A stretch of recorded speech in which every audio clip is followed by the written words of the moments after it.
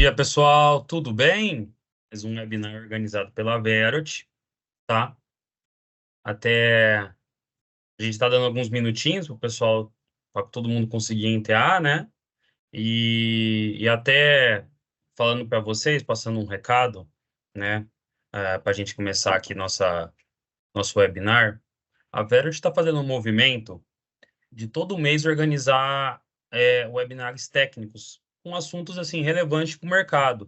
Então a gente está esse primeiro webinar do ano, né? A gente já teve presente em feiras, em palestras presenciais. Em janeiro a gente teve presente em Itu, né? No Sindicom, falando um pouco sobre reforma tributária. E em dezembro também a gente vem fazendo esse movimento de sempre trazer conteúdo técnico. E agora a gente vai começar a organizar webinars justamente para também trazer esses conteúdos para os nossos parceiros, para os nossos seguidores e para os nossos usuários. Então, a gente todo mês vai organizar um webinar desse, tá? Sempre com o intuito de trazer ali temas do mercado, trazer assuntos que estão quentes nesse mercado, né? Principalmente no aspecto de venda, da execução, sempre trazer ali a melhor solução para vocês para enfrentar esses desafios que a gente sabe que 2024 em diante vai ser um desafio bastante para nós do tributário, né? Então, é importante até falar isso, né? Até é importante deixar vocês informados disso. E a gente sempre vai mandar e-mail. Então, aqueles que a gente sempre vai mandar, a gente sempre vai postar na internet, postar, né, nas nossas redes sociais, mas é interessante que aqueles que tiverem também, que não estão cadastrados, ou acharem interessante o conteúdo, né, passar para outras pessoas, podem falar com a gente, pode mandar mensagem para a gente, que a gente adiciona também no nosso hall de e-mails, tá? Até aproveitando, vou dar início, né, ao nosso webinar. Então, primeiramente, gostaria de me apresentar. Sou o Felipe, né? Acho que alguns aqui já me conhecem. Sou head comercial aqui da Verot, né? Embaixo do meu guarda-chuva está toda essa parte de conteúdos, ferramentas, treinamentos, mentorias, né? Então eu tô responsável por toda essa parte. E hoje está aqui comigo o Marcílio, um grande parceiro nosso, especialista em tributário, sócio da Camargo Vieira, né? Vou até deixar o Marcílio se apresentar, o currículo dele é grande. Vou Não, de passar, maneira vai lá, nenhuma. Marcílio, bom dia. Bom dia, Felipe, bom dia, pessoal. É um prazer estar com vocês, né? E é um prazer poder também falar um pouco desse tema escolhido para hoje, né? Que não vai ser fácil, né? É um tema bem espinhoso, que vem gerando bastante dúvidas aí em todos os contribuintes e todas as pessoas que atuam na área, né?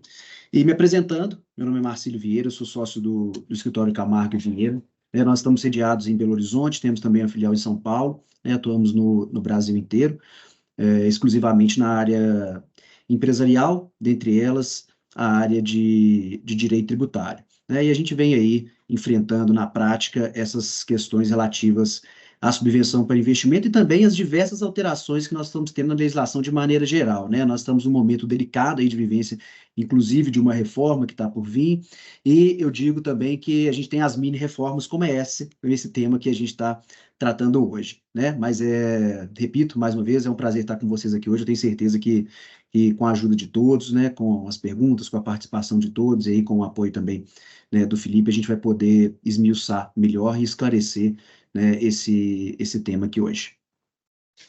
Perfeito, perfeito. E aí, pessoal, a ideia nossa mesmo é ser um bate-papo, né? Tirem qualquer dúvida, perguntem, podem, eu vou dar início, depois eu vou passar a palavra para o Marcílio, mas assim, eu vou ficar também sempre de olho, quiser tirar alguma dúvida, né? Quiser levantar a mão, pode deixar que eu vou ajudando, aí a gente vai tirando as dúvidas junto. Tudo bem? Então vamos lá, vamos dar início. Até antes de dar início, né, ao nosso webinar, tá todo mundo vendo minha tela? Acredito que sim, né? Tá todo mundo vendo, né? Perfeito. Então vamos lá, né?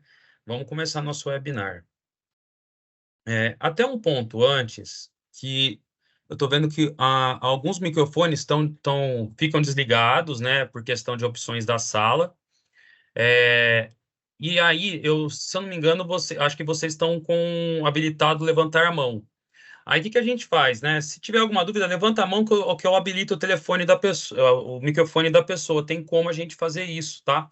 Então, qualquer dúvida, pode levantar a mão e a gente eu habilito ou quiser não se sentir à vontade de falar, pode escrever no chat que eu leio, beleza?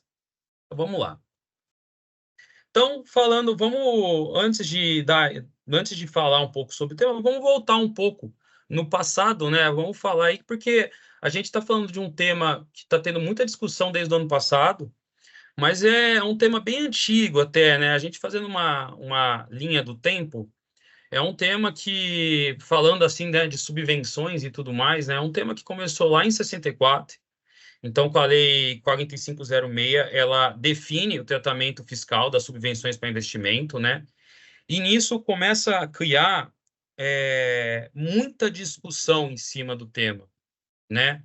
E aí começa em 78 trazer a caracterização da subvenção para investimento, né? O que são as subvenções, qual que é a característica dela, o que é uma subvenção de investimento, né? Até porque até o interesse do governo em dar essa subvenção, né? Só que com isso começou a virar um contencioso gigantesco, né?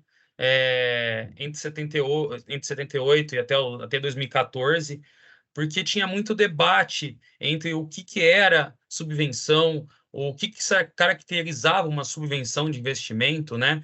E até como que ia ser usufruído, o que ia ser tributado, o que não ia, né? Se era uma receita, se não era. Então, existia uma discussão gigantesca naquele tema.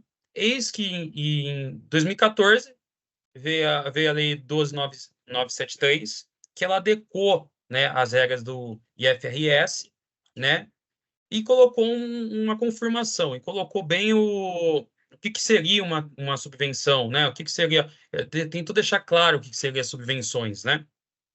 E aí veio a Lei Complementar 160, né, porque desde 2014, aí começou a vir aquela discussão, né, o que é uma subvenção de custeio, que depois a gente vai até abordar um pouquinho, coisa rápida, o que é subvenção de investimento, qual é a diferença dela, como caracterizar, principalmente para o efeito de ICMS, né, o que seria, né, quais benefícios do ICMS a custeio, quais são subvenção de investimento, e, de novo, virou uma discussão tremenda, né, eis que, então, em 2017 veio a 160, a lei complementar, onde ela equipara, né, todas as subvenções do ICMS como investimento.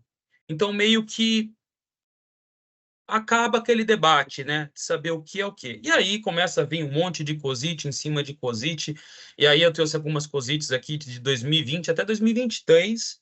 Então, você vê que era um tema que sempre estava ainda ganhando força, sempre ainda, desde 2016 até 2023 ainda surgia muito bafafá o tema.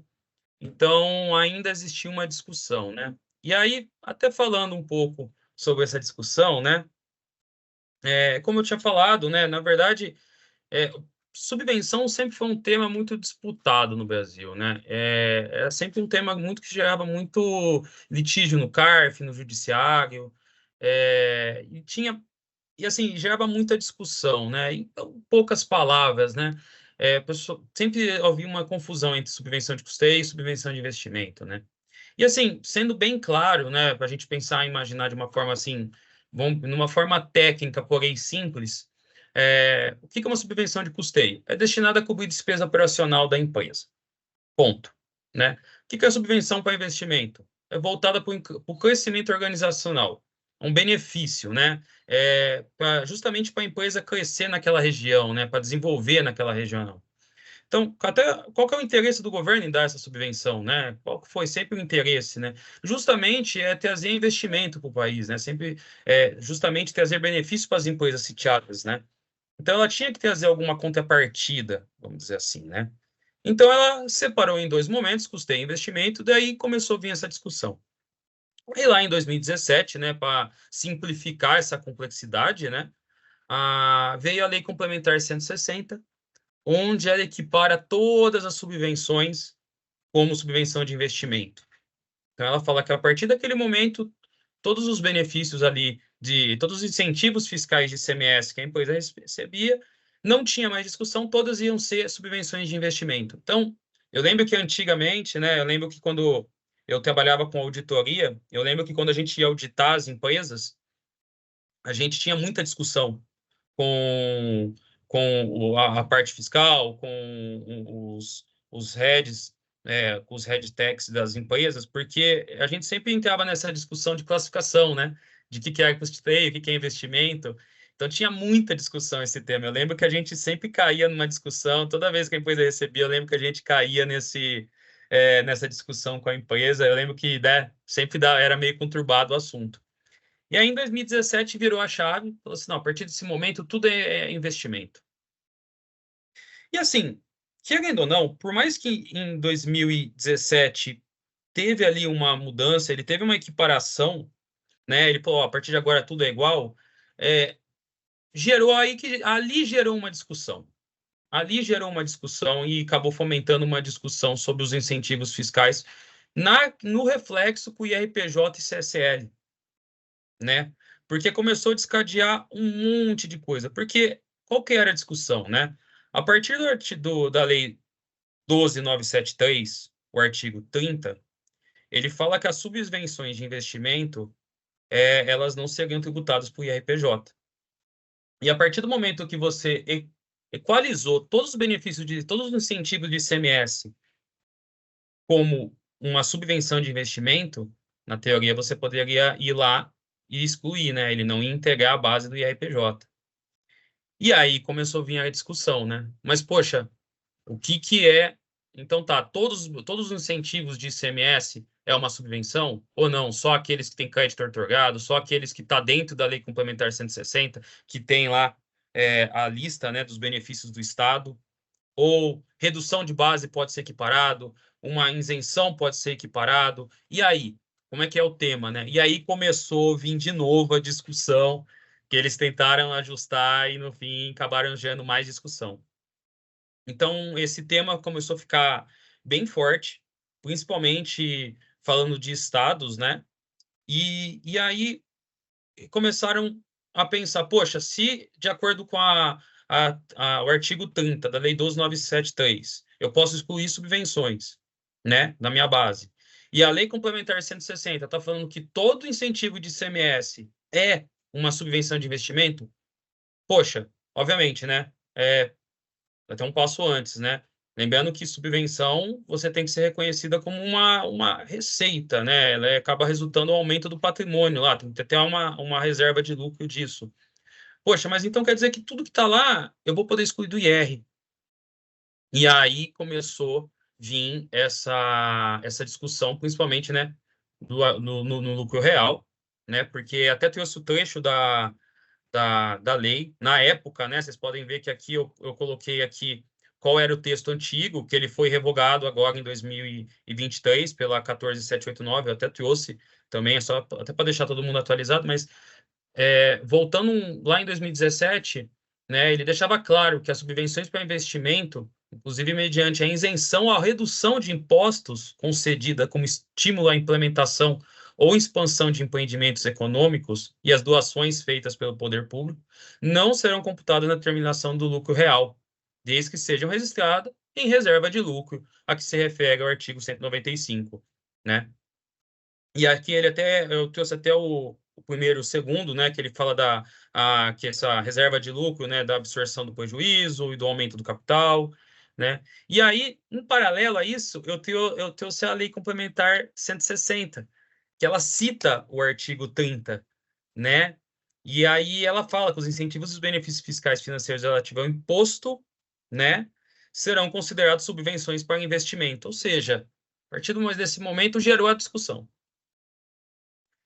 E aí, né, em 2017, até é legal ressuscitar um pouco, o STJ, ele teve um julgamento, né, sobre uma resposta a 1517, onde ele fala que sim, né, ele entende que realmente a inclusão, né, o ICMS, na subvenção, não seria computada na base do IR. Ele entendeu isso também, né? Até ele cita que assim, se começasse a ser tributado isso daí, não ia ter um reflexo positivo nas empresas, principalmente para os benefícios do Estado, porque a subvenção, querendo ou não, acaba tendo uma mini guerra fiscal ali entre quais estados dão mais benefícios, né, para as empresas que ficam sitiadas lá, mas principalmente esse benefício não ia ser usufruído, né, porque o Estado está te dando benefício,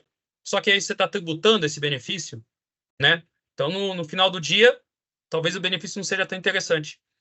Então, o STJ na época julgou, falando que realmente não faria sentido, né, que estava certo, que tinha que seguir ali o que estava expresso na 12, a 12793. Lembrando que, nesse momento, lá em 2017, eles não levaram em consideração a Lei Complementar 160, tá? Então, isso daí foi até um julgamento antes, né, de toda essa discussão que teve a 160. Até é importante falar isso, né? Então, poxa, quis dizer que desde o início dos tempos a gente tem discutido sobre subvenção. É um tema que acaba gerando aí um desconforto, tá? Principalmente agora com o futuro, que daí até vou passar a palavra para o Marcílio, mas eu quis mostrar para vocês, pessoal, que é uma discussão que está tendo há muito tempo, não é uma discussão nova, por isso que ainda gera muita dúvida. Principalmente, você vê que o próprio governo ele tentou simplificar e acabando gerando mais dúvida ainda, né? Desde 2017 a gente está discutindo isso. Então, é importante, a gente sempre se atentar ao tema, se atentar a como fazer e como que esse tema é relevante, tá, para o mercado. Então, agora eu vou passar, até Marcílio quiser me complementar, quiser mencionar alguma coisa, pode seguir. Não, perfeito, Felipe. Esse histórico que você traçou é muito importante porque o tema realmente ele traz consigo uma tecnicidade muito grande. Primeiro, por envolver um número expressivo de alterações legislativas ao longo do tempo, né? E segundo, por envolver matérias de diversas áreas, né? A gente acaba tendo que tratar aqui um pouco de ICMS, também de imposto de renda, né? Então a gente trata na esfera estadual, linkado com os tributos federais, trazendo também um aspecto contábil, das normas contábeis também muito, muito forte. Então, a gente tem que entender, realmente é necessário traçar esse histórico. E, assim, sintetizando, o que a gente pode entender aqui, pessoal? O que é uma subvenção, né? A subvenção, uma assistência governamental, na verdade, de acordo com as normas contábeis, como o Felipe bem disse, que foram internalizadas, né, no nosso país, elas tratam, de maneira geral, enquanto gênero, as assistências governamentais. E abaixo delas, enquanto espécies, a gente tem as subvenções. A gente tem subvenção para custeio, subvenção para investimento, o que o Felipe já trouxe aqui para a gente. E o que é importante a gente entender nesse aspecto? Ok, mas a gente tem essas normas contábeis, nós somos obrigados a seguir o que está nessas normas contábeis? Depende. Empresas de grande porte listadas em bolsas regulamentadas, por exemplo, pela CVM ou qualquer outro órgão regulamentador que assim exige, deve sim utilizar o que a gente chama de full CPC, né, o CPC completo. Outras de menor porte, talvez não. Então, vai muito da estratégia da gente adotar ou não as normas contábeis. E a gente vai ver aqui, ao longo da apresentação, que elas são essenciais para a gente determinar certos aspectos aqui. Mas, bom, voltando aqui a essa questão, subvenções para investimento ou subvenções para custeio. Pois bem, olhando para a subvenção para investimento, que é tratado nessas normas contábeis lá no CPC 07, a gente tem que não só incentivos fiscais podem ser objetos de subvenção. As empresas, de maneira geral, elas podem receber um terreno, podem receber um outro imóvel, podem receber diversas situações que elas podem receber equipamentos, enfim, ela pode receber qualquer tipo de subvenção para suas atividades. Quando existe uma contrapartida relacionada, né, a essa a essa subvenção para investimento, aí sim a gente está dentro do nosso tema que nós estamos tratando aqui. Mas quando a gente olha e quando a gente fala de ICMS, o tempo inteiro falando de ICMS, o tempo inteiro falando dos estados, a gente às vezes tende a acreditar que esse debate de subvenção, ele só é relativo ao ICMS, relativo às subvenções concedidas pelos estados, mas não. A gente pode tratar de diversos aspectos de subvenção, pode ser um benefício oferecido por um município, pela própria União, né? Então a gente tem que ter esse olhar abrangente para a gente poder entender o final dessa história. E qual que é o final dessa história? A Lei 14.789, que a gente vai tratar aqui ao final, né, que muda completamente essa sistemática das subvenções para investimento. Mas esse pano inicial, ele é muito importante para a gente, né? Porque o debate, sim, ele girou em torno até dezembro de 2023, e a gente vai ver que reflete também na atualidade, ele girou realmente em torno do ICMS. E por que do ICMS? Porque lá nas normas contábeis que a gente estava falando, a própria norma diz que é possível que a subvenção para investimento ela seja feita, seja por um ativo não monetário, como eu disse, mas também por pacotes de incentivo fiscal.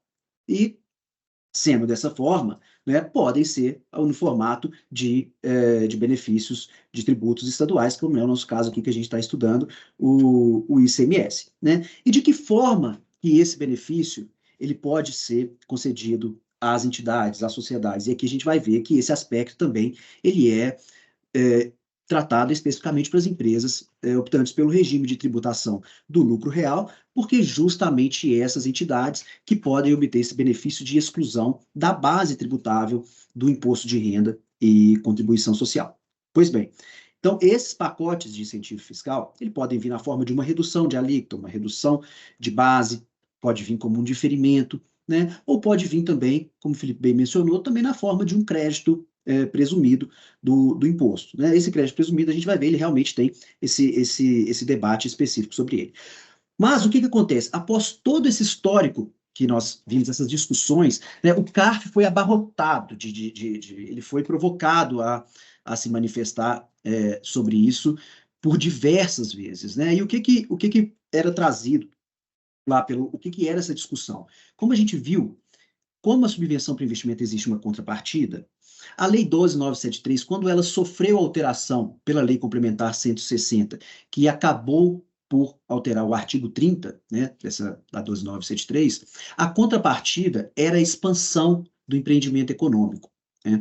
Essa expansão do empreendimento econômico, enquanto contrapartida, ela tem que ser observada, teria que ser observada pelos contribuintes, como a gente disse, optantes pelo lucro real, para poder colher esse valor subvencionado e excluí-lo, né, excluir esse valor subvencionado lá da base tributável do imposto de renda. Mas como fazer isso? Né? E o que era essa expansão para empreendimento econômico? O que era essa expansão para empreendimento econômico foi um debate muito forte dentro do CARF. Se comprovaria ou não essa necessidade, já que uma das obrigatoriedades também, né, além dessa contrapartida, seria a utilização, a composição da reserva de incentivos fiscais. Né? Então, a gente tinha esses aspectos que foram discutidos muito tempo no CARF e também no Judiciário.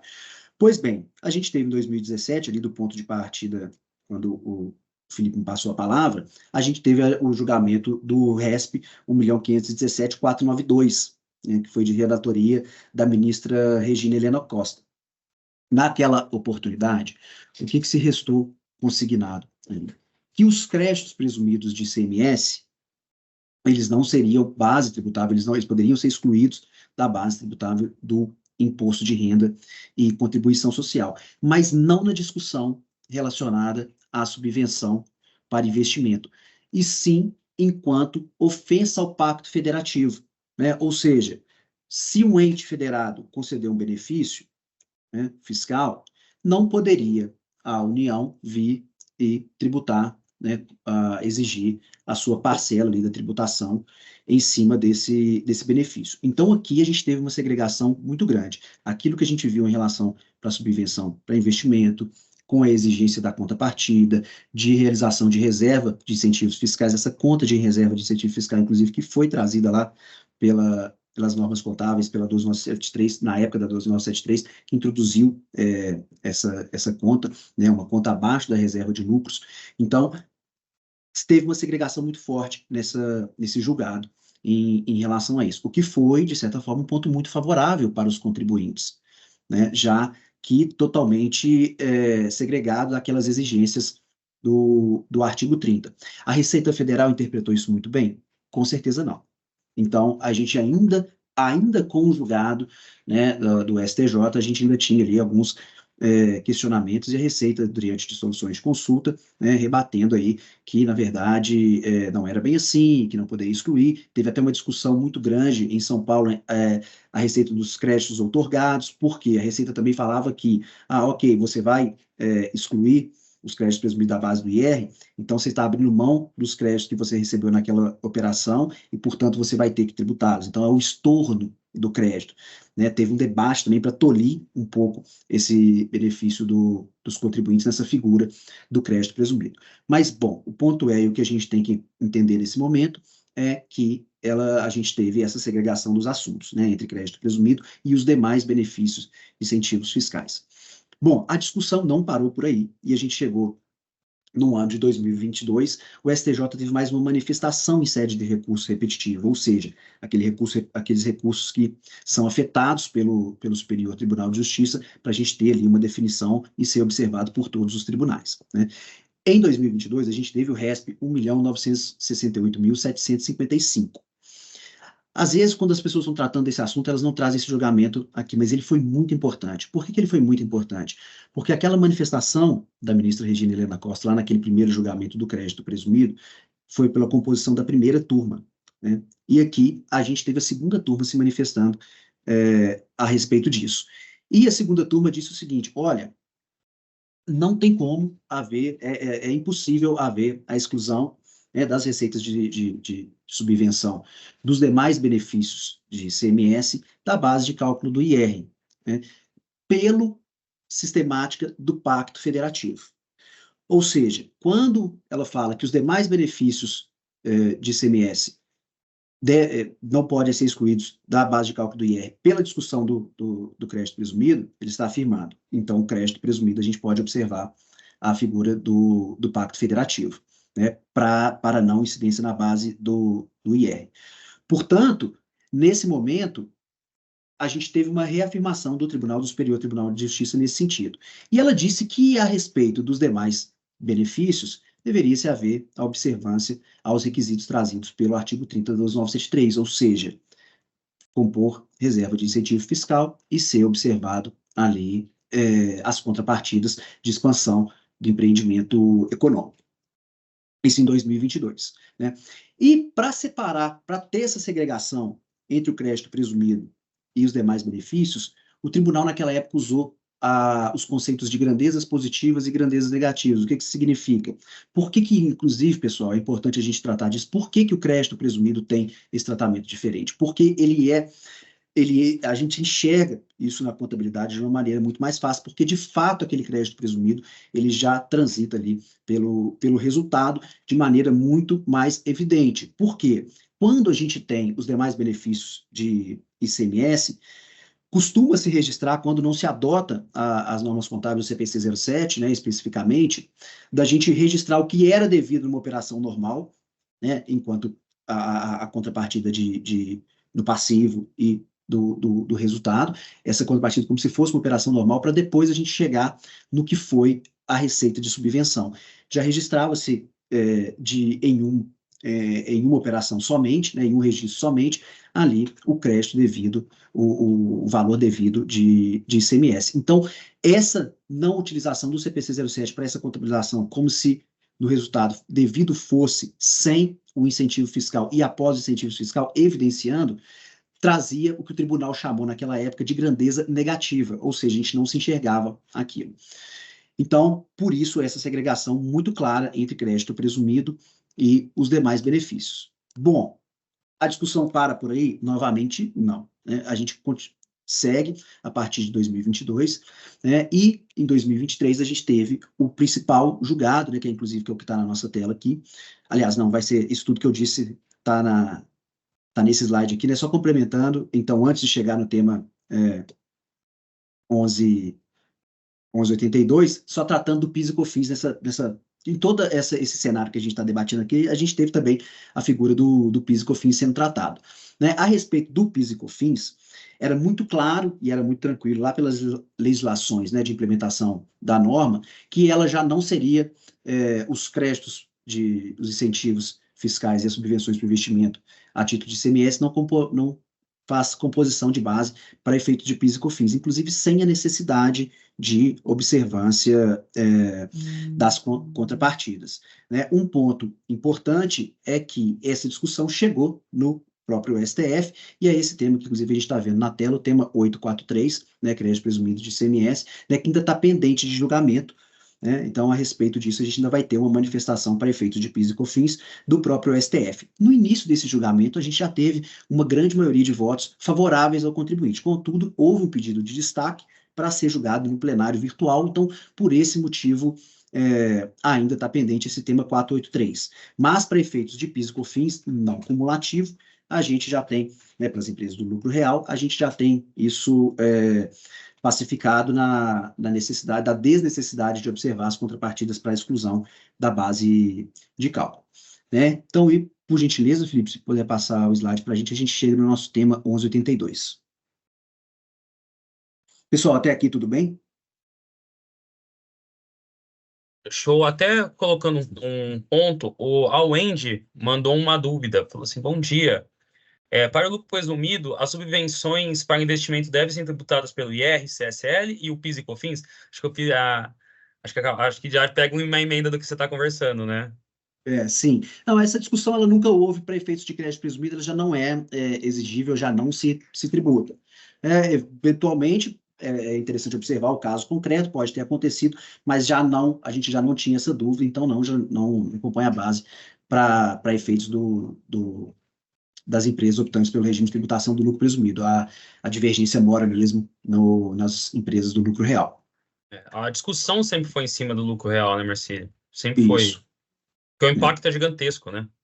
Exatamente, e até para efeitos da própria apuração do lucro real, né, do imposto de renda, é onde a gente abre margem para essa discussão. No lucro presumido, Também. a gente nunca teve esse ponto. Bom, então ótimo, pessoal. Se a gente está na mesma página, se está claro, vamos seguir para talvez o ponto focal aqui, né, onde foi uma guinada muito grande nessa discussão. Né? Vamos voltar novamente, é sempre importante a gente falar qual é o benefício da subvenção para investimento. Redução de IR.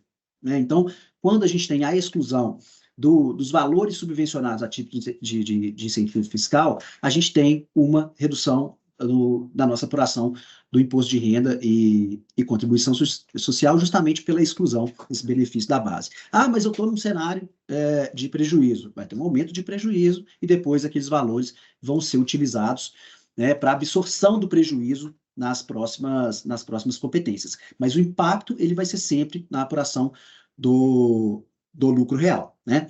E é lógico, quando a gente está tratando do imposto de renda, mas a gente já viu também que tem esse impacto sobre PIS e COFINS, que é uma discussão à parte, né? E a gente vai entender, inclusive, uma estratégia que tem que ser utilizada no momento atual que a gente está vivendo. Mas tudo o que a gente disse até agora são as empresas buscando os benefícios para a sua apuração de IR, seja via pacto federativo, né, seja pelo benefício do crédito presumido, seja os demais benefícios de ICMS na temática da própria subvenção propriamente dita, como a gente viu com as exigências da contrapartidas, né, de expansão do empreendimento econômico e também relativas à necessidade de composição de reserva. Bom, em 2017 a gente teve ao julgamento da primeira turma do STJ, deixando muito clara a questão do crédito presumido. Logo depois, em 2022, a gente teve o julgamento pela segunda turma, fazendo uma distinção mais clara ainda entre crédito presumido e demais benefícios, e reafirmando que para os créditos presumidos tinha que se observar o julgamento da primeira turma. E o que fez o plenário quando do tema da primeira sessão do STJ, no julgamento do tema 1182, afetado pela sistemática dos recursos repetitivos. Fez o que talvez não seja dito, mas que se a gente analisar o histórico do julgamento do STJ, fica muito claro. O que ela fez foi convergir os dois julgamentos e os entendimentos da primeira e da segunda turma. Por que ela fez isso? Ela alinhou esses entendimentos. Alinhou dizendo que, né, foi de relatoria do ministro Benedito Gonçalves, inclusive, esse tema 1182, falando que as grandezas negativas, então vocês lembram das grandezas negativas, quando a gente estava falando, né, que grandeza positiva a gente estava falando mais relacionada ao crédito presumido e grandeza negativa a gente está falando dos demais benefícios. No tema 1182, foi deixado claro que as grandezas negativas não estão abarcadas pelo conceito do Pacto Federativo. Quando a gente interpreta, a gente tem uma interpretação muito clara aqui, né? O texto, a interpretação direta de que a grandeza é negativa, então os demais benefícios de ICMS, eles vão ter que observar as contrapartidas, as exigências do artigo 30 da 12973, e numa interpretação contrária aqui, a gente consegue ver que, para os créditos presumidos, ou seja, as grandezas positivas, eles estão abarcados pelo Pacto Federativo. Isso foi muito bom. E para os profissionais que acompanharam essa discussão, talvez eles vão lembrar a época do governo comemorando uma vitória absurda a respeito disso, né? Mas quando a gente vai fazer uma interpretação melhor, a gente vê que isso aqui, inclusive, teve foi, de certa forma, muito favorável para os contribuintes. Por quê? Primeiro, porque já teve a manutenção do crédito presumido. E segundo, pelo que a gente vai ver aqui adiante. Esse tema 82, quando a gente tem, pessoal, para quem não é da área do direito, mas da área contábil, talvez não esteja tão habituado com isso, mas quando a gente tem esses julgamentos, né, eles são apresentados no formato de tese. Então, fixa-se uma tese, né? E essa tese, desse julgamento 1132, ela teve três itens, né? Então, esse que a gente acabou de falar foi o primeiro item. No segundo item, o tribunal disse que para isenção, redução e outros benefícios de ICMS, para efeitos de exclusão da base de cálculo do imposto de renda e contribuição social, não deveria ser exigido a demonstração de concessão como estímulo, implantação, de expansão, empreendimento econômico, ou seja, não precisaria se comprovar que a subvenção foi concedida com esse intuito de expansão, implementação ou expansão de empreendimento econômico. O que seria isso, pessoal? Seria a expansão da planta fabril, aquisição de equipamento, aquisição de infraestrutura, né, de expandir propriamente uma atividade, né? Então, foi um outro ponto positivo, porque muito para os contribuintes, porque muito embora ainda necessário para esse tipo de benefício a observância da contrapartida, né, aí a gente ainda via a possibilidade de exclusão da base de IR, ou seja, o benefício poderia ser aproveitado, naturalmente compor na reserva de incentivo fiscal, mas ainda poderia ser aproveitado, né? E por fim, talvez o ponto mais polêmico foi que também nessa tese, talvez aqui particularmente, na minha opinião, não era necessário, mas trouxe o texto de que a dispensa daquela necessidade de observância do estímulo como implantação e expansão do empreendimento econômico poderia ser posteriormente verificado pela Receita Federal devido ao seu próprio poder ali de poder fiscalizar, né, o que é de fato inerente. Por isso que eu digo que é desnecessário ter trazido esse terceiro ponto, porque é claro que a Receita Federal poderia fiscalizar. Mas então é o seguinte, deveria ainda ter a contrapartida de demonstração de concessão de estímulo à implantação ou expansão do empreendimento econômico. Ela só não seria exigida para fins da exclusão do IR. Mas depois a Receita poderia ir lá fiscalizar se aqueles valores estavam na reserva de incentivos fiscais, estaria sendo utilizado para a atividade. Foi esse o desenrolar, né, da discussão até o tema 1182. E aqui eu acho que, como também é bem complexo esse julgamento, a gente pode dar mais uma pausa para a gente ver se estamos todos na mesma página. Até aqui tranquilo? Felipe, você acha que tá legal? O pessoal também pode se manifestar, por favor? Eu tô acompanhando aqui o chat, por enquanto o pessoal não tem dúvida, tá? Pessoal, se tiver alguma dúvida, pode mandar, eu vou conversando, eu e o Marcílio vai conversando, né? Mas sim, eu acho que não tenho nada a acrescentar. Eu acho que o que você mencionou agora está perfeito, viu, Marcílio? Deixando bem claro. Porque tem que recuperar o histórico, né? Para a gente chegar nos dias atuais, né? Isso. E esse tema 1182, a gente ainda vai utilizá-lo, né? Ele está vigente. O que que acontece? Esse momento do tema 1182, esse foi o julgamento, né, do mérito do recurso e ele ainda está pendente de embargo de declaração. Eu acredito que vai haver um questionamento, já foram apresentados embargos e provavelmente a gente vai ter esse julgamento, né, apreciação desses embargos opostos tanto pelas partes quanto por várias entidades que comporam ali, enquanto amigos curi, nesse julgamento. E aí provavelmente vai ser, inclusive, pedido esclarecimento a respeito dessa questão da dispensa de comprovação prévia, que não obsta a Receita de fiscalizar, né? E assim, em momento nenhum, contudo, e também não deveria assim ser, né, porque o STJ é um órgão jurídico, mas em momento nenhum foi tratado da forma de contabilização. Isso também, desses benefícios, isso também é um ponto muito delicado, né? Porque qual que é o benefício que a gente tem de fato nas tratativas quando a gente está falando principalmente, acho que a Marina até comentou, né? Essa era exatamente a minha dúvida. Pois é, Marina, a gente não tem, né, dos órgãos jurídicos uma manifestação a respeito da forma de contabilização. Por quê?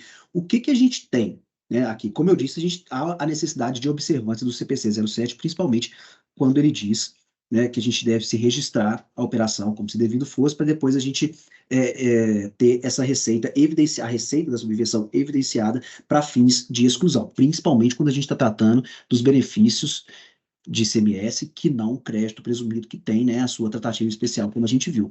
Mas, se a gente for pegar, por exemplo, e analisar nas empresas que não teve essa evidenciação, que não utilizou-se dessa sistemática do CPC 07, se a gente for ver, a utilização disso ela não afeta o resultado no final da ponta. Ela é tão somente uma forma diferente de se contabilizar aquele benefício recebido pelos entes federados, né? No caso aqui do ICMS, pelo Estado. Então, o resultado, no final das contas, ele é o mesmo. Aonde gera o benefício? O benefício ele não está na receita reconhecida, evidenciada. Ele está sim na despesa, que vai ser, né, dedutível lá para fins de apuração do imposto de renda. Então, essa contabilização, ela é realmente sensível a isso, mas a gente não teve manifestação a respeito do tribunal a respeito disso, né? A gente pode haver novas provocações nesse sentido, mas até o momento não teve. O problema é que quando a gente reconhece essa despesa, né, e não foi feito anteriormente, poderia se reconhecer essa despesa dessa operação agora, pode ser que a Receita entenda também que isso é uma despesa fictícia, porque não teve de fato ali uma despesa com imposto, né? Já que foi via um benefício. Então, assim, é um tema realmente delicado, né? E a gente não teve manifestação nesse sentido, então vai ali, principalmente de analisar caso a caso, entender qual é o tipo de benefício para cada contribuinte, né? Acho que nós podemos avançar, Felipe.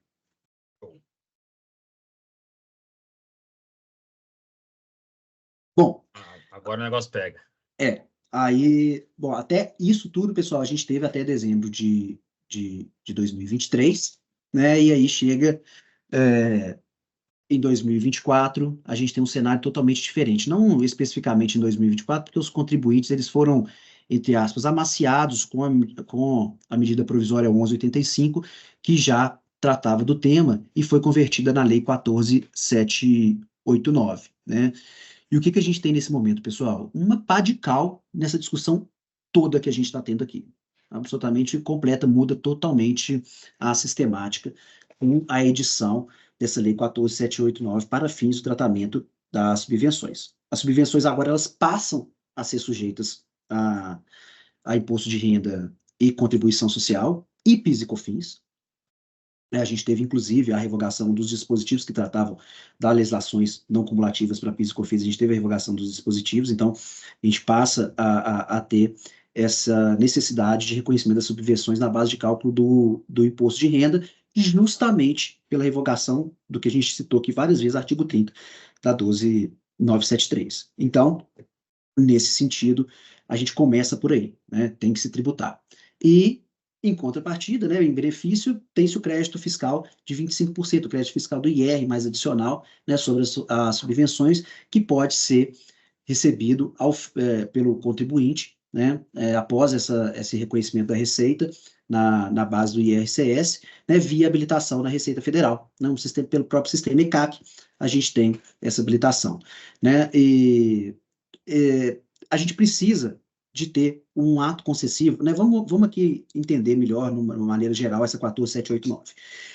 A partir do momento que a gente tem a necessidade de reconhecimento do imposto de renda, o contribuinte fica instado a se habilitar um crédito, esse crédito de 25% junto à Receita Federal. Por quê? Ele não se reconhece mais os benefícios dos entes federados, né, por meio de normas gerais e abstratas. A gente passa a ter a necessidade de um ato concessivo.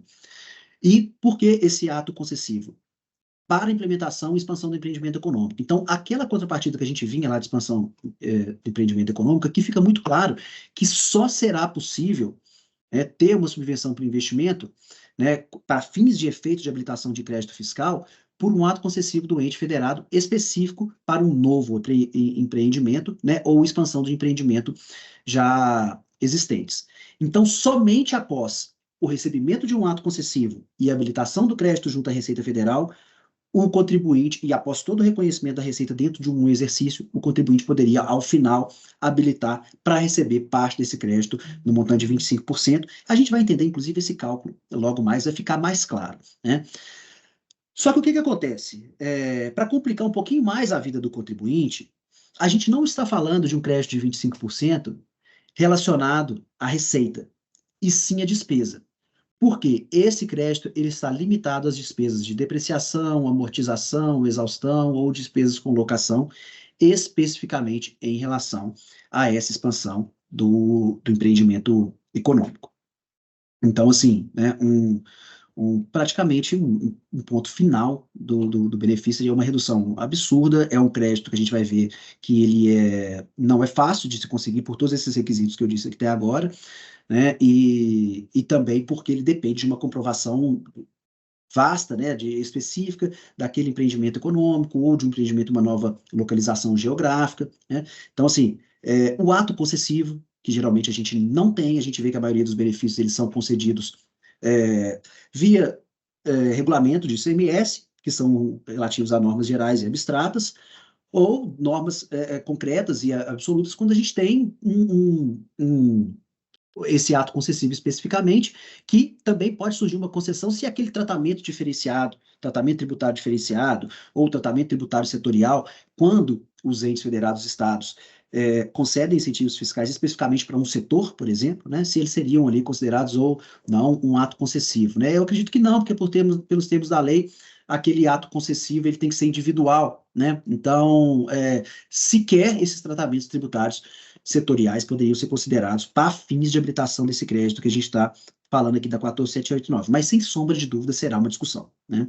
E também é muito novo, né, pessoal? A gente teve isso aqui agora começando vigência em janeiro, então tudo que a gente está discutindo aqui, esse histórico que a gente traçou, a gente já teve alguns debates, ingresso ao judiciário, a gente já tem uma coisa, mas esse ponto que a gente está tratando agora, ele é realmente muito novo. Felipe, por gentileza, se quiser fazer alguma complementação, ou a gente pode passar para o próximo slide. Tem uma pergunta da Marina. O senhor entende que no caso da isenção, ela não caracteriza receita nova para fins de contabilização? Exatamente, ela não caracteriza a depender da forma que a gente está contabilizando. E isso é justamente porque o que acontece? Como a gente disse lá no início, a isenção, para ela ser caracterizada enquanto receita nova, a gente teria que fazer o reconhecimento dessa receita via contabilização pelo CPC 07. Então, o importante a gente entra no CPC 07, segue a norma contábil que está descrita lá, a gente teria que fazer esse reconhecimento da receita correspondente à isenção, né, numa operação isenta, como se ela não tivesse essa isenção, para depois reconhecer esse benefício subvencionado, que seria essa diferença. No caso de isenção, a gente teria. Exatamente, seria como se fizesse uma analogia. Né? O texto, agora eu não me recordo qual é o item exato do CPC 07, mas eu acho até que a gente tem esse texto aqui na nossa apresentação, a gente vai ver daqui a pouco. Mas é exatamente isso. Né? Ao invés da gente reconhecer a isenção diretamente, a gente teria que fazer a operação, a contabilização, como se fosse devido a tributação normal naquela operação. E, inclusive, a gente vai ver, pessoal, olha que ponto interessante, né? A Marina que perguntou e os demais que estão participando aqui.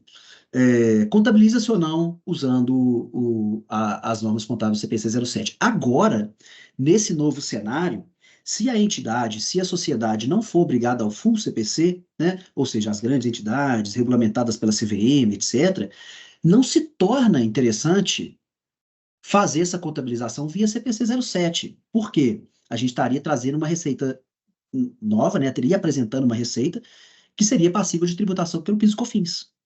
Então, assim, seria de certa forma um tiro no pé, né? Então, para que trazer aquela receita nova, né? Caso, claro, né? Fazendo aqui, se eu não seja obrigado às normas contábeis, para que eu ia trazer aquela receita nova? Para eu dar oportunidade para a receita me falar, opa, eu vou tributar pelo PIS e COFINS, porque eu revoguei, né, a legislação da não cumulativa do PIS e COFINS. Então, esse é um ponto interessante, é um raciocínio que se pode fazer também, né? Show. Perfeito. Não, nada a acrescentar. É exatamente o que eu ia falar e você agora falou tudo. Eu pensei exatamente nisso. Né? Então, a gente tem que tomar muito cuidado com as estratégias daqui em diante. né? Justamente por isso, para a gente poder não dar um tiro no pé na forma que a gente vai tratar daqui em diante. Mas, ótimo, vamos seguir então, Felipe. Como obter esse crédito fiscal? Olha só, pessoal, tudo muito novo que a gente está vendo agora, mas o que a gente pode pensar? A gente não tem um ato concessivo. Eu acho que pode haver um movimento, né, das empresas, das entidades, para fins de negociação junto ao Estado, de rever a forma como esses incentivos são concedidos. Por quê? A gente precisa de uma contrapartida. Essa lei 14.789, a gente vê que ela tem uma conexão muito forte com as normas contábeis. Se a gente for ver lá o CPC 07, né, que é o das subvenções, ele fala muito claramente lá o que são subvenções governamentais, as formas de concessão, os tratamentos relativos a ativos monetários e não monetários, né? E um detalhe daqui que a gente pode ver dessa nova legislação, ela é muito específica na tratativa de que, a partir de agora, as subvenções elas vão ser relacionadas a ativos não monetários, né? Por que ela fala isso? Porque o próprio crédito fiscal ele está vinculado às despesas de depreciação, amortização e exaustão. E para a gente ter essa contrapartida, a gente precisa estar falando de um ativo depreciável, amortizável, né? Ou as despesas de locação. Então, assim, fica difícil de enxergar uma nova subvenção agora via pacote de incentivo fiscal. É impossível? Não, porque as próprias normas contábeis permitem isso. Mas a gente tem que ter uma contrapartida, de certa forma, vinculada a um ativo não monetário, porque senão eu não consigo acompanhar o reconhecimento dessas despesas de depreciação, né? E porque o que acontece, pessoal? Como que a gente vai ver? Se eu recebo um terreno. Um terreno, pelas normas contábeis, ele não é depreciável, mas naquele terreno eu vou construir uma edificação, uma planta fabril. Por conta disso, eu vou reconhecer, né, na minha contabilidade essa receita relativa ao terreno que eu recebi. Só que isso não vai diretamente para o meu resultado. Eu vou ter que deixar aquilo numa receita diferida no meu passivo. E eu só vou reconhecer essa receita, né, isso já, pessoal, superado aquela etapa de habilitação do crédito, reconhecido pela receita, o ato concessivo, etc. Eu só vou reconhecer essa receita na medida que eu for depreciando no ativo. É isso que a legislação está falando, né? Então, eu não posso reconhecer aquela receita do meu resultado exatamente naquele momento em que eu recebo. Eu tenho que aguardar essas despesas de depreciação, né? Então, existe muito claro essa vinculação na 14.789. E por isso que ela é complexa e por isso que ela limita e muito o benefício da subvenção, né? Mas fato é que pode haver um movimento de ter que renegociar junto aos estados, né? Que esses atos concessivos eles têm uma modelagem nova justamente para poder se enquadrar na 14.789. Isso para quem vai decidir utilizar esse crédito, porque a gente vai ver que às vezes pode não ser a melhor estratégia, pelo menos nesse momento, né?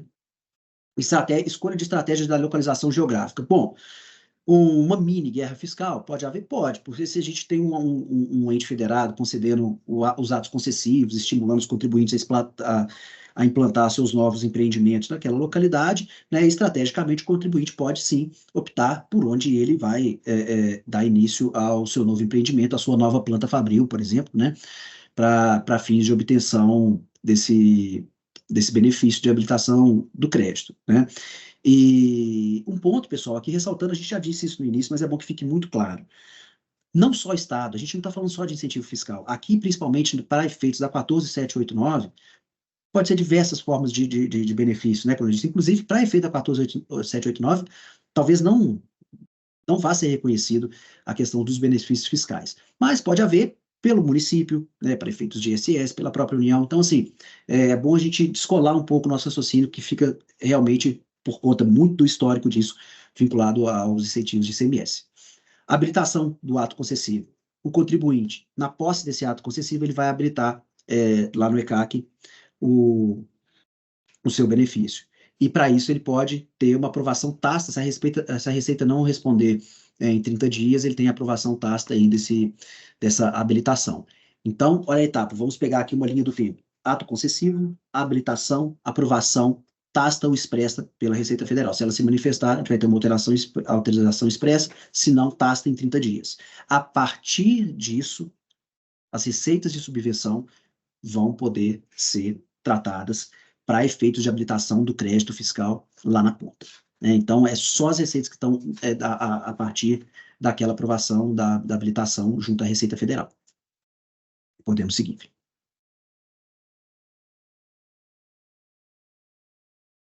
Procedimentos contábeis e fiscais. Olha só, pessoal, olha que ponto interessante. A gente vai acompanhando essas discussões, a gente vai vendo como que o negócio, o imbróglio, ele é grande. Tudo isso que a gente está dizendo não é comum nas entidades. Se a gente olhar para dentro, a gente não vê, eu tenho aqui só a minha receita, a minha despesa de depreciação, amortização, exaustão relacionado a esse empreendimento específico. Não, a gente tem contas genéricas ali de depreciação, de amortização e tal. Não se faz uma distinção do tipo de depreciação que a gente tem. Mas agora, para quem decidir utilizar esse crédito fiscal, vai ter que haver uma diferenciação por cento de custo ou por conta contábil.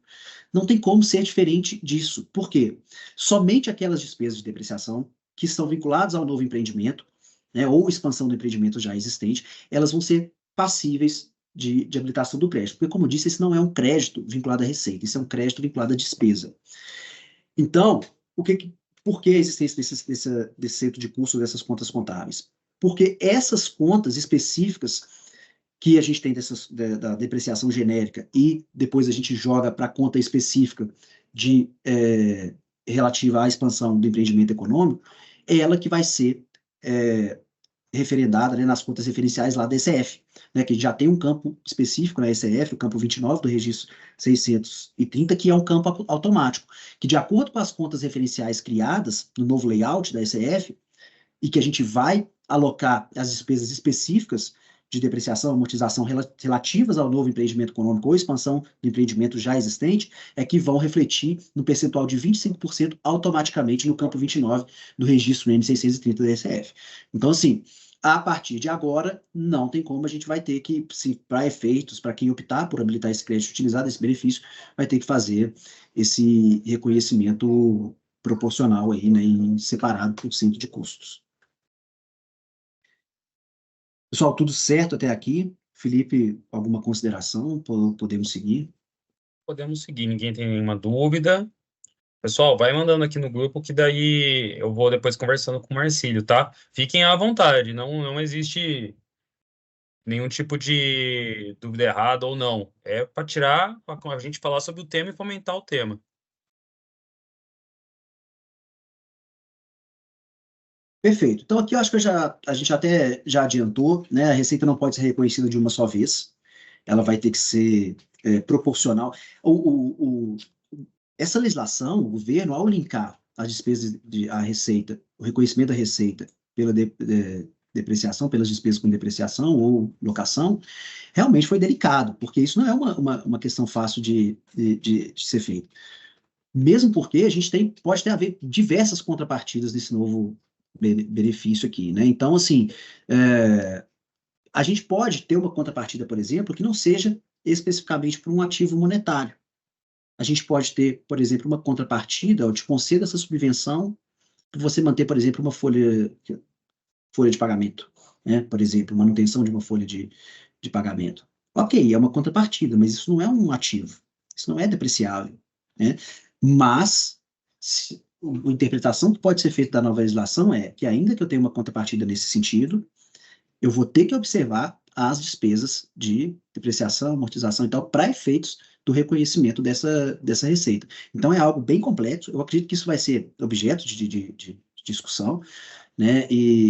Porque senão, né, realmente, a gente pode ter uma diversa. Vai depender muito dos atos concessivos, vai depender. Exato, aqui o Arielle acabou de trazer aqui. Se eu tiver aqui uma contrapartida por 2 anos, eu vou ter que ficar 2 anos reconhecendo paulatinamente aquela receita do meu resultado a partir dessas despesas até o cumprimento dessa contrapartida. Se eu cumprir 1/10 da minha contrapartida, né, vamos supor, eu tenho a minha contrapartida é a construção de uma planta fabril. À medida que eu for construindo as etapas daquela planta fabril, na mesma proporção eu vou reconhecendo a receita. Olha como é que é algo complexo, né? Como é que a gente deveria fazer. Então, assim, esse é o texto que está na lei, a melhor interpretação que a gente faz, justamente porque a gente pega como ponto de partida o CPC 07 para poder interpretar essa legislação.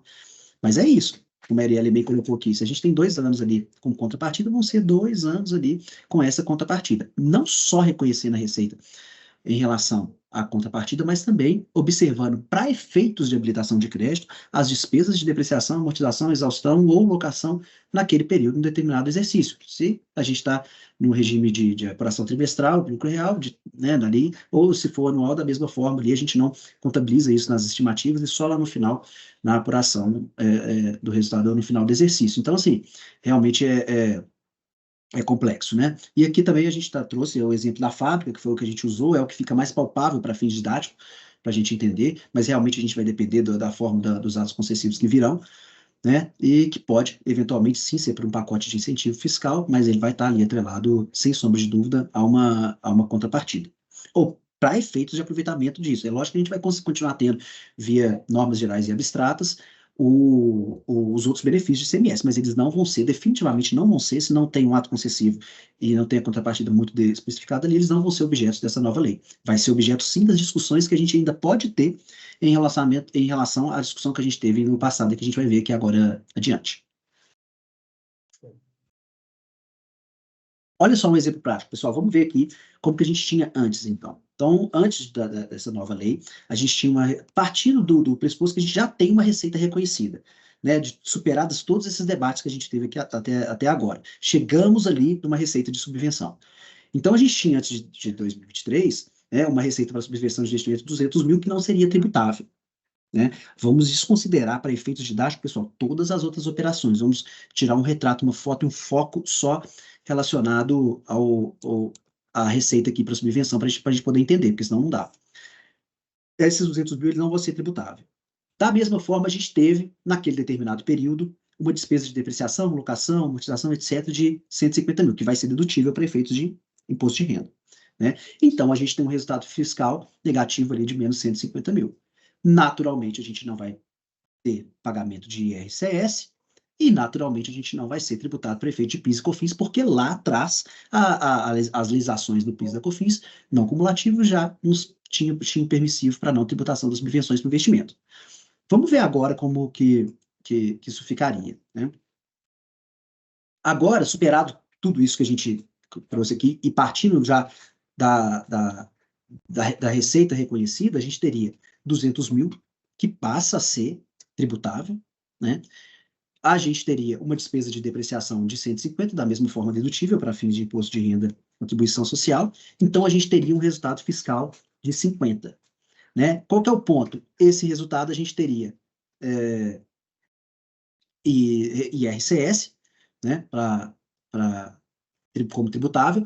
Além disso, o PIS e COFINS ali nas suas alíquotas não cumulativas.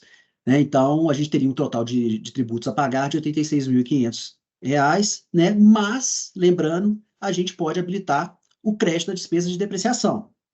Esse crédito vai ser os 37.500, que é o resultado da multiplicação da alíquota de 25% das despesas de 150 mil, e não da receita. Por isso que a gente disse que esse crédito ele é da despesa. Por mais um contrassenso que pareça, né, por mais estranho que pareça ser, a gente está falando de um crédito em cima de despesa. Porque as despesas de depreciação daquela nova planta fabril, daquele empreendimento econômico, foi de 150. Então, a gente desconsidera para efeitos de créditos 200. Né? Então, de 86 menos 37.500 que a gente habilitou de crédito, a gente teria um impacto líquido tributário de 49 mil. Aí a gente vai ter um resultado, Felipe, pode passar por gentileza para a gente? Um aumento, né? Aqui, tão somente, pessoal, novamente, para efeitos didáticos aqui e tal, a gente teria um,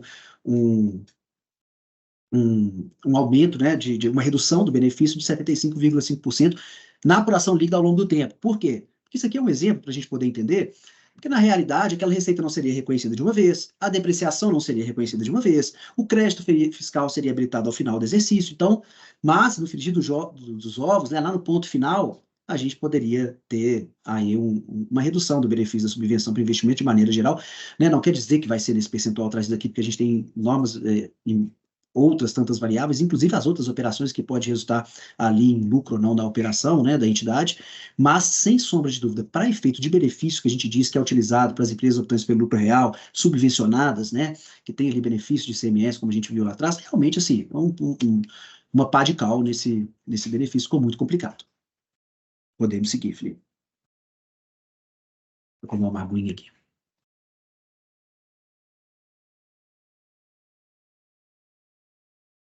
Bom, pessoal, aqui a gente chega num novo ponto, que é o seguinte: a gente tem que olhar para trás e para frente agora. E para trás e para frente. Tudo que a gente trouxe, aquelas discussões, elas serviram para muita coisa, elas não são desconsideráveis, né? Elas podem, nesse momento, se a gente olhar pelo período prescricional de 5 anos, a gente ainda tem muita coisa que a gente pode fazer. Por quê? Primeiro, porque, é, na opinião dos juristas, na minha opinião, na opinião da maioria dos estudiosos, o crédito presumido de CMS, por exemplo, ele não foi abrangido por nova lei, né? Isso não envolve o crédito presumido. A gente não pode colocar nesse bolo crédito presumido de ICMS. É a opinião da Receita? Não. O nosso ministro da Fazenda já manifestou falando que não, que o crédito presumido está nesse bolo e que vai ter que respeitar essa questão do crédito, etc e tal. Mas a gente já tem decisões judiciais liminares porque, né, isso agora começou em janeiro e tudo, já reconhecendo que o crédito presumido ele está abarcado lá por aquele julgamento que a gente falou do ano de 2017, de relatoria da ministra Regina Helena Costa, que falou que o crédito presumido não é subversão para investimento e, portanto, não vai ser base de tributação para efeitos de imposto de renda e contribuição social. Então, é o seguinte, a gente ainda pode olhar para trás e aproveitar esse benefício via esse julgamento, né? Então, isso é um ponto muito claro. A gente aqui na prática, no escritório de nossos clientes, a gente já tem esse mandado de segurança impetrado já. Então, a gente já está discutindo, já está despachando com juízes, né, federais nesse sentido para poder aproveitar. Inclusive, a gente tem que olhar para a realidade de cada empresa e entender o apetite a risco, por exemplo, porque em alguns casos talvez nem se faça isso via decisão transitada dos julgados. Depende muito realmente da estratégia que é utilizada, né? E a gente principalmente tem que olhar para dentro e saber qual discussão que vale a pena para cada entidade. Porque às vezes o crédito presumido é o mínimo, mas ele tem um tratamento de diferimento de CMS enorme. Então a gente não vai olhar para essa discussão. A gente vai olhar para a subvenção de investimento como um todo, né? E essas liminares também, elas estão sendo definidas para fins de PIS e COFINS, porque, olha só, pessoal, muita gente não está observando isso, mas PIS e COFINS, a nossa apuração é mensal. Então, a partir de janeiro de 2024, a gente já teria que recolher PIS e COFINS sobre o crédito presumido e sobre os outros incentivos fiscais, se a gente utilizar aquela contabilização que a gente disse via CPC 07, senão seria só o caso do crédito presumido mesmo. Isso é um outro ponto que tem que ser abordado nas ações por desrespeito à noventena, porque não poderia essa tributação do PIS e COFINS já começar em janeiro. A gente existe o princípio, o direito, que a gente tem que esperar pelo menos 90 dias para a gente ter início aí a alteração legislativa quando a gente tem aumento de tributos. Então, assim, é uma situação delicada, a gente tem que olhar para cada caso específico, mas é firme o posicionamento da maioria dos juristas, dos estudiosos, dos profissionais que estão atuando nessa área, de que o crédito presumido realmente não foi abarcado aí pela nova legislação, então tem que haver sim essa movimentação para fazer jus a esse direito.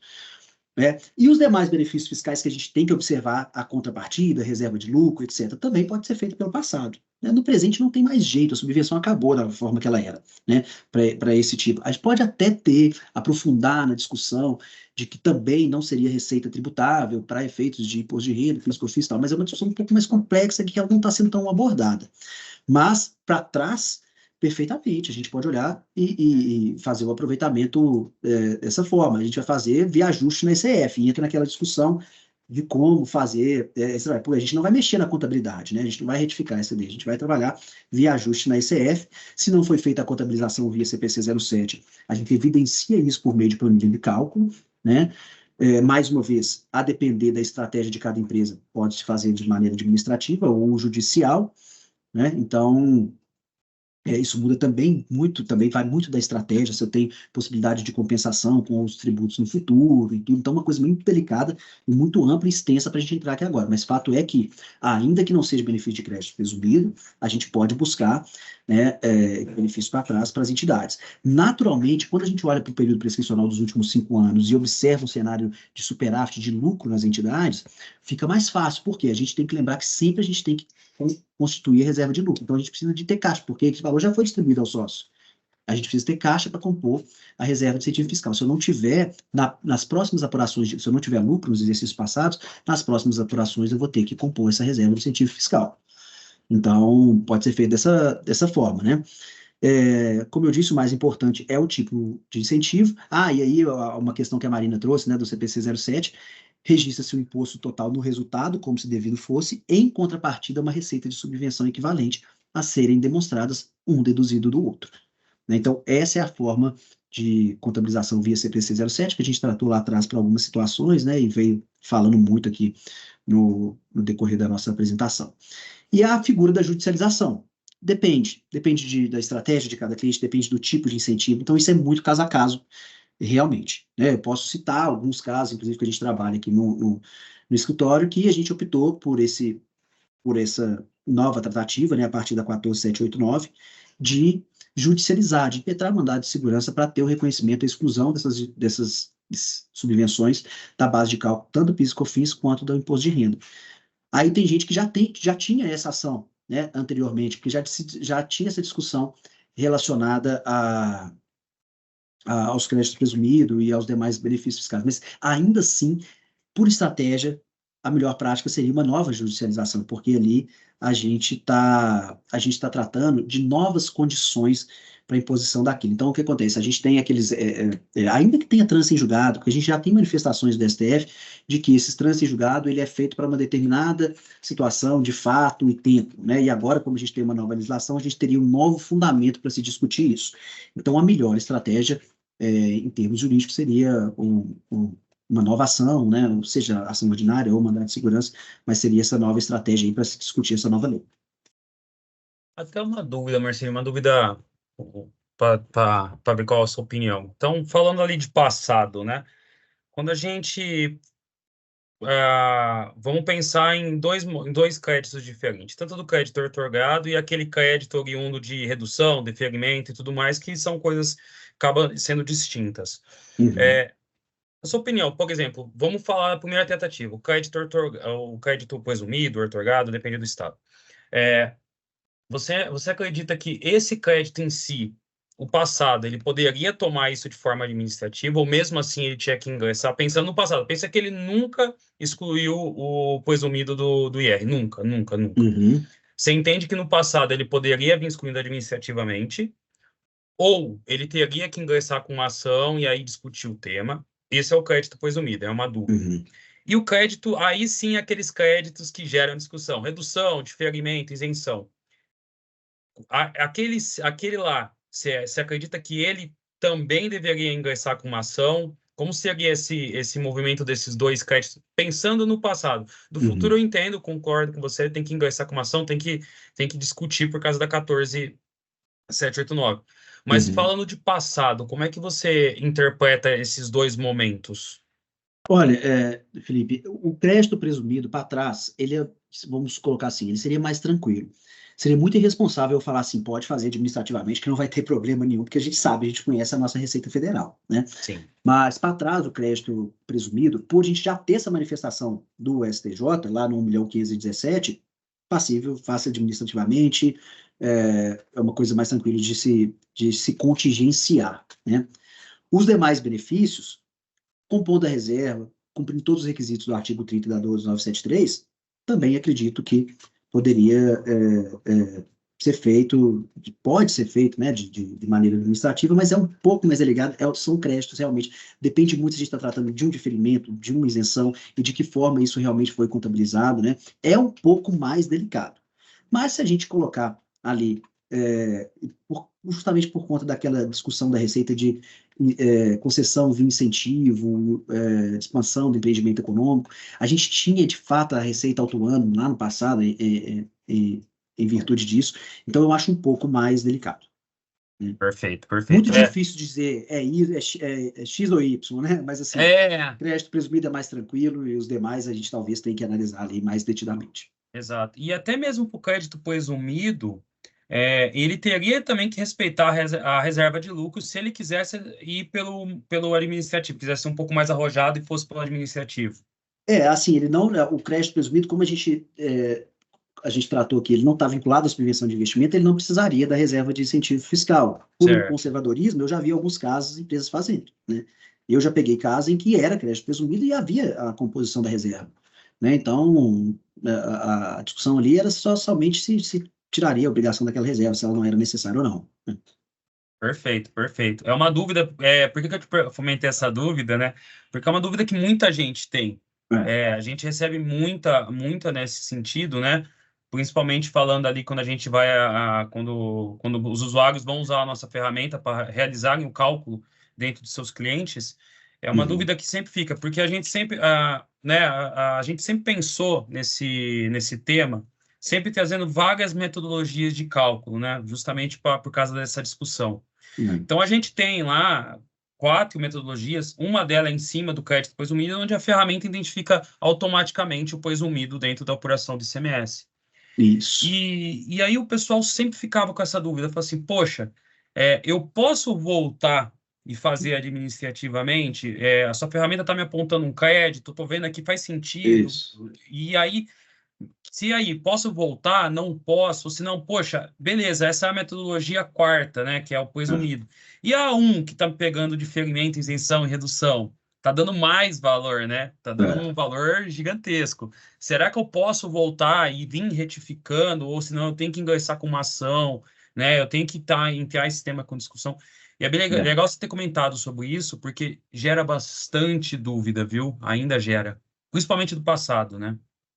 Exatamente. E assim, realmente não tem a resposta pronta, porque é complicado, né? A gente é subjetivo, a gente está sujeito à interpretação da Receita Federal, né?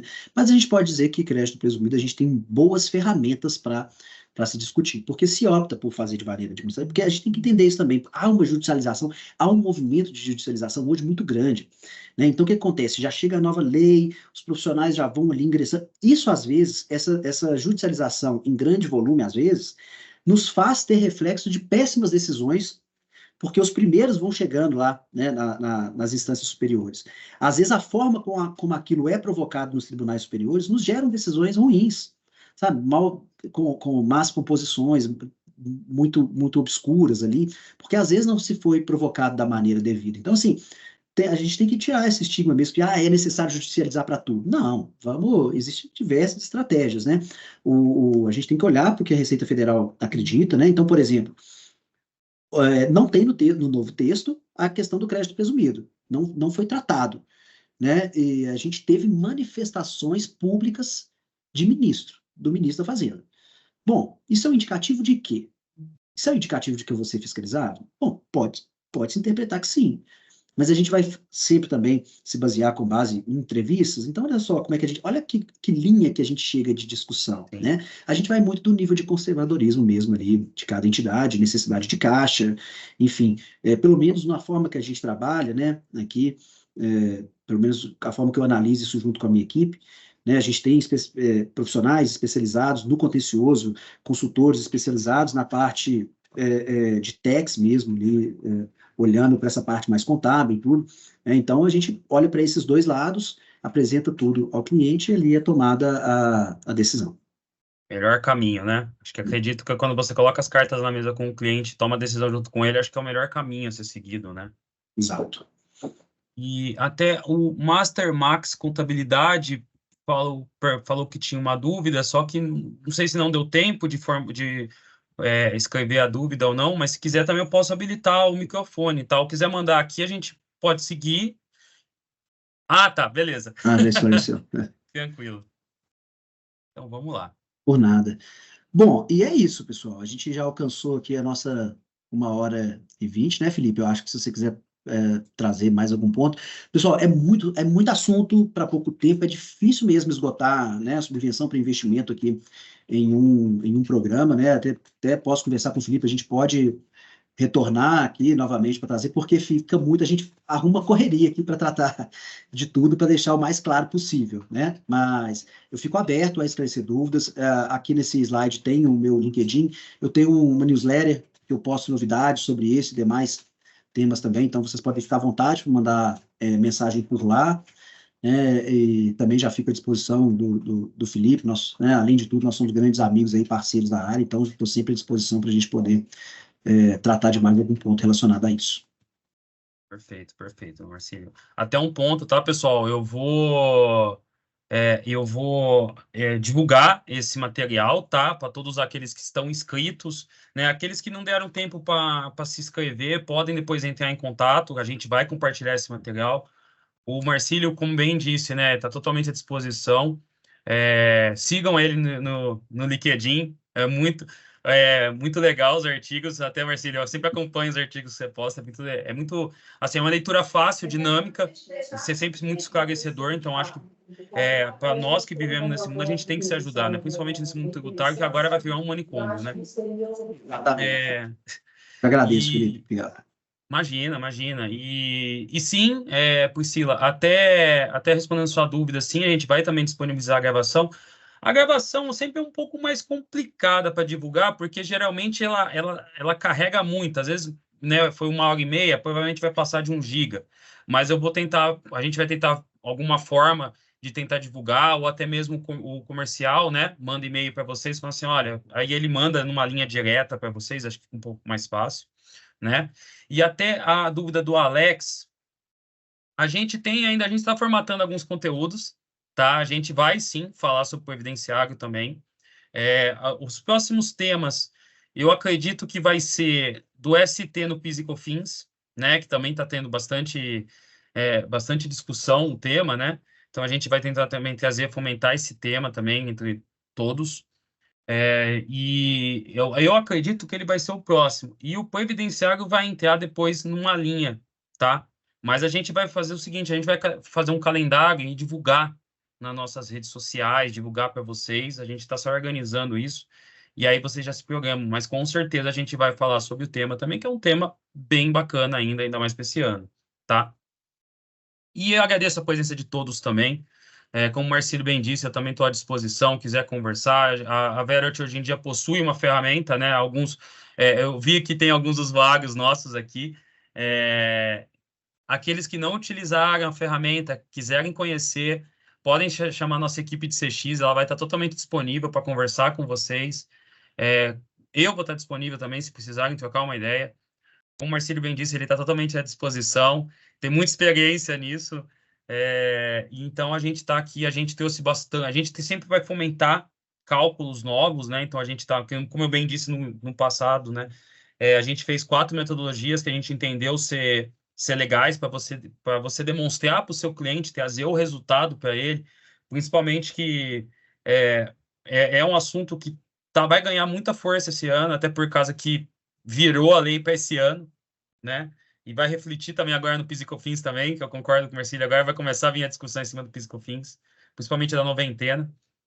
Então, eu acredito que vai ser um tema aí que vai ser legal vocês explorarem, né? E para quem for cliente final e está acompanhando aqui nosso webinar também, quiserem trocar uma ideia com o Marcílio, comigo também, fiquem tranquilos, a gente está totalmente à disposição, né? Escritórios e empresas. Tudo bem? Tá ok, pessoal. Muito obrigado pela presença de todos. Não sei se alguém tem mais uma dúvida, quiser mandar, pode. Acredito que não. Ninguém mandou, né? Mas beleza, muito obrigado pela presença de todos e a gente vai conversando. E eu vou compartilhar esse conteúdo com todos.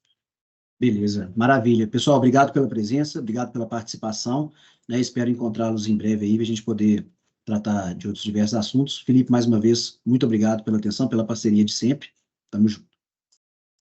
Tchau, tchau, pessoal.